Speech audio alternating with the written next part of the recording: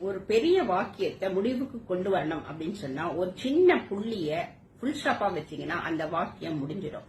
மறுபடியும் நம்ம அந்த வாக்கியத்தை தொடரணும் அப்படின்னு விரும்பினால் முதல் புள்ளிக்கு பக்கத்துல 2-3 புள்ளிகளை சேர்த்து வச்சோம்னா அந்த வாக்கியத்தை நம்மளால தொடர முடியும். அதே மாதிரி நம்மளுடைய வாழ்க்கையிலயும் முடிஞ்சு போச்சுன்னு ஒரு சில விஷயங்களை நீங்க மறுபடியும் தொடரணும்னு விரும்பினா தாராளமா அந்த விஷயங்களை நம்மளால தொடர முடியும்.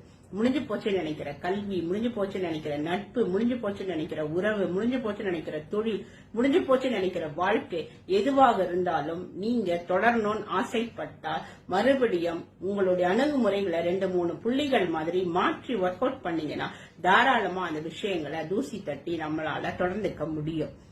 சீசன் 1 முடிஞ்சா பரவாயில்ல, சீசன் 2 வெற்றிகரமா புது உத்வேகத்தோட ஒரு சில விஷயங்களை மாற்றி ஒர்க் அவுட் பண்ணீங்கன்னா தாராளமா நம்மளால தொடங்கின இடத்துல இருந்தே மறுபடியும் ஆரம்பிச்சுக்க முடியும்.